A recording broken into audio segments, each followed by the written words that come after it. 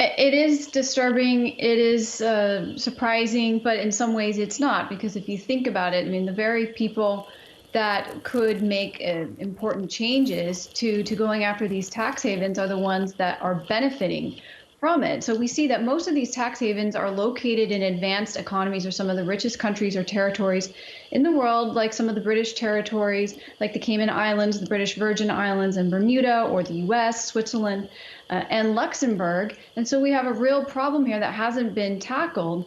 We know that about 2 to 5% of the world's GDP, money laundering constitutes about 2 to 5% of the world's GDP.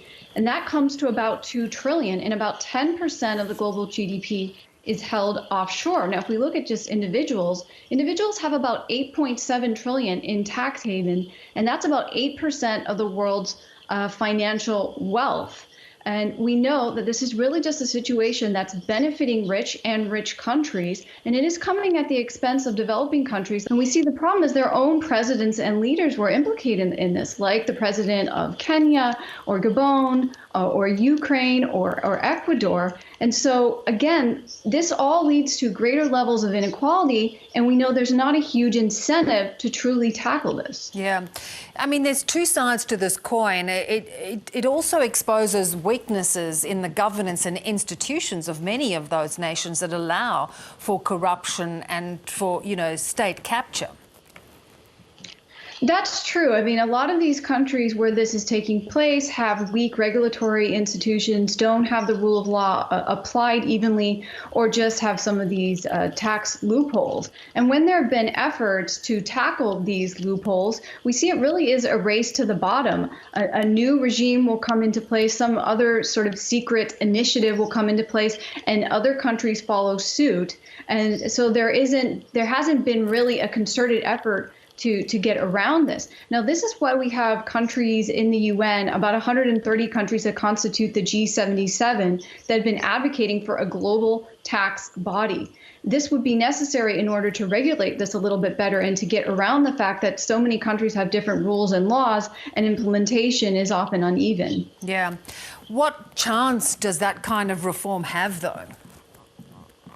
I mean, at the moment, I think the chance for reform is quite low, because we've seen these different papers being released, like the Panama Papers in the past, and it's led to some small changes. It's mostly led to greater efforts for more transparency, but it hasn't led to anything with any bite in it, because of some of the reasons I just said, that there's somehow a loophole that people can get around what's taking place.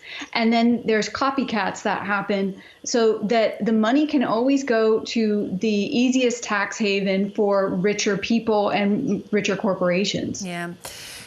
Does it necessarily always indicate corruption? We saw Tony Blair and his wife, a former Prime Minister, UK Prime Minister, implicated. I mean, sometimes they are just using mechanisms that are available.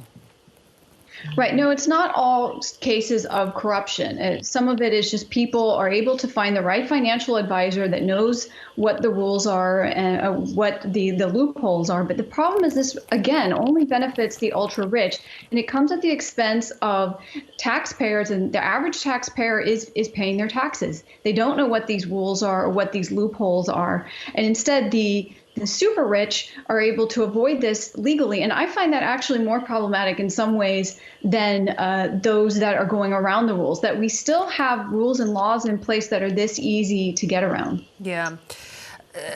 We've had these mass leaks before, as you've mentioned. Is it important to keep exposing this? Do you think it eventually lead to some kinds of reforms?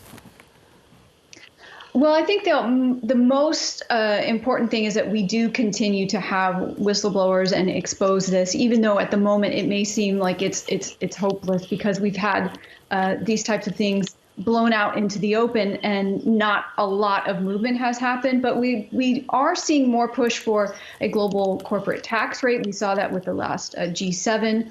And we are seeing more push for transparency and for country-by-country reporting. But what they're really going to need to do is not just target the countries, but also target banks and bankers. We've seen that when they have done this, there has been some reforms, though very small and incremental, but some reforms that have taken place, because you have to really change the incentive structure structure so that these groups aren't taking advantage of this. And one way to do so is by tackling it from all fronts. Yeah. Great to get your perspective, Natasha. Thanks for joining us. Thanks for having me.